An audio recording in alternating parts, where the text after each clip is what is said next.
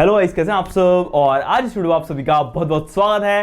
Phone को use करना हमारी जिंदगी के अंदर आज के टाइम पे बहुत अहम पार्ट हो गया है। चाहे आप सुबह उठो जब फोन यूज करते हो, चाहे आप रात को सो जब भी फोन यूज कर रहे होते हो, तो मतलब फोन को यूज करना बहुत ज्यादा इंपॉर्टेंट तो हो ही गया, साथ साथ मनोरंजन का डिवाइस भी है हमारा। लेकिन यार इसी के साथ साथ कुछ ऐसी चीजें जो कि यार आप लोगों को पता रहनी चाहिए। अगर आप लोग भाई कोई सा भी स्मार्टफोन यूज कर रहे हो, कोई सा मोबाइल फोन यूज करो, चाहे फिर वो एंड्रॉइड का हो, चाहे फिर वो आईफोन की तरफ का हो, या फिर वो किसी भी कंपनी किसी भी ब्रांड का हो, तो मैंने कुछ चीजें यहाँ पे भाई बिल्कुल ऐसे इकट्ठा कर ली हैं आप लोगों को बताने के लिए कि आप लोग इन सब चीज़ों को यार हमेशा ध्यान में रखना जब भी आप अपना एक फ़ोन यूज़ कर रहे हैं। पहली चीज़ है जो लोग बहुत ज़्यादा नोटिस करने लगे हैं वैसे आज के टाइम पे, और मैं चाहता हूँ कि और लोग भी इसको अपनाएं, वो है कि आप लोग जब रात को अपना फ़ोन यूज़ कर रहे हो, जब ऐसे कहीं अंधेरे में बैठे हो, कहीं यूज़ कर रहे हो और सोने का समय होने वाला है आप लोगों का, तो भाई एक चीज़ ध्यान रखना कि आप अपने फ़ोन में ब्लू लाइट फिल्टर ऑन कर लो। और उससे क्या होता है कि जो आपका डिस्प्ले होती है ना फ़ोन की, उसके अंदर जो ब्लू लाइट्स होती हैं वो सारी ख़त्म हो जाती हैं। वो येलोइश थोड़ी टिंट आप लोगों को देता है, जिससे कि आप लोगों की जो आंखों पे जो असर है ना वो गंदी रेजेस का वो नहीं पड़ता और आपको जो नींद अच्छी आती है और नीचे से आंखों के नीचे डार्क सर्कल्स नहीं पड़ते। अब यहाँ पे मेरे पास OnePlus 8 है यार, और इसके अंदर मैं भाई 24 घंटे ऑन रखता हूँ, जो कि OnePlus के फोन में नाइट मोड के नाम से जाना जाता है, और इसमें वो हमेशा ऑन रहता है। जैसे देख सकते हो अभी भी आप लोगों वाले डिस्प्ले जो काफ़ी ज़्यादा येलो लग रही होगी, तो इसलिए मैं भाई इस फोन के ऊपर हमेशा ऑन रखता हूँ, क्योंकि भाई ये मेरा मल्टीमीडिया कंजम्पशन वाला डिवाइस है। तो ये चीज़, और उसके साथ जो आईफोन है भाई इसमें मैंने ट्रू टोन ऑन कर रखा है, तो ये लाइट के अकॉर्डिंगली चेंज करता है। तो जहाँ पे वार्म लाइट होगी ये वार्म हो जाएगा, जहाँ पे कूल होगी उसी के मतलब जो भी आंखों को ज़्यादा सूट करेगा उस हिसाब से हो जाती है। सेकंड चीज़ के बारे में बात करते हैं, और ये चीज़ ना यार ऐसी है कि भाई हम सब में से आधे से ज़्यादा लोगों ने करी ही होगी, और वो है कि जो आपका चार्जर जो फ़ोन के साथ आता है ना, उसे तो हम भाई पैक करके रखते हैं, और जो पुराना फ़ोन जो यूज़ कर रहे होते हैं उसका चार्जर हम इस फ़ोन के साथ अपने नए फ़ोन के साथ यूज़ करने लग जाते हैं, जो कि मेरे हिसाब से बहुत गलत चीज़ है।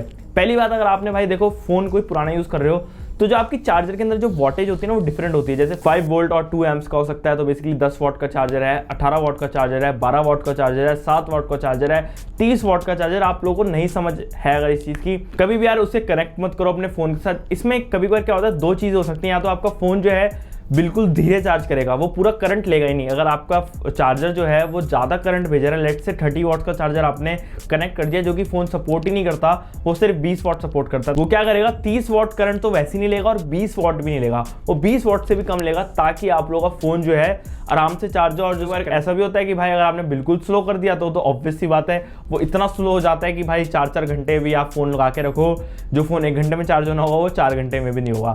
तो इसलिए जो प्रोप्राइटरी आपका चार्जर बॉक्स के साथ आ रहा होता है भाई वही यूज़ करो, अडेप्टर।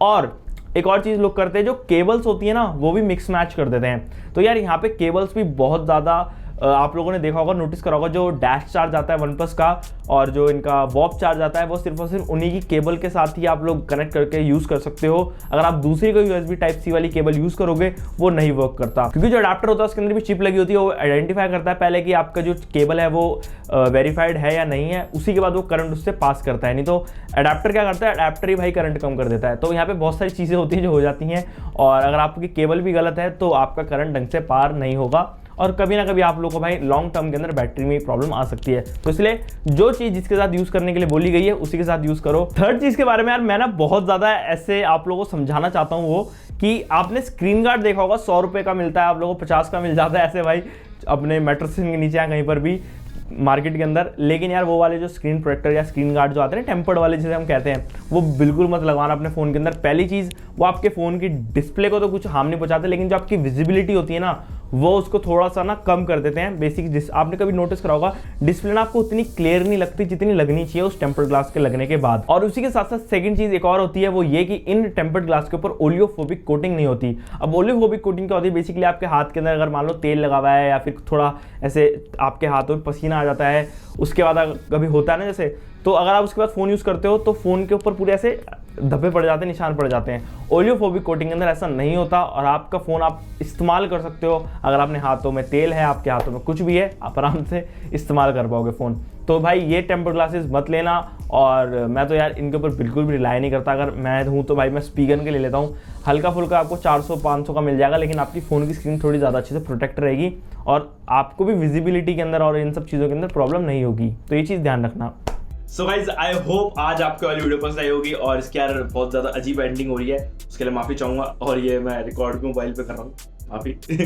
तो मैं घर थोड़ा यार शिफ्ट कर रहा हूँ अभी, तो थोड़ा सा यार अभी मेरे को जगह वगह शिफ्ट करने में थोड़ा टाइम लग रहा है। तो बस यार विश मी लक कि सब कुछ सही हो और सब बढ़िया से हो जाए, और फिर आप लोगों को दोबारा से मस्त मस्त बढ़िया बढ़िया क्वालिटी वाली वीडियोस मिलेंगी जल्दी। चलो, thank you so much guys for watching, bye bye.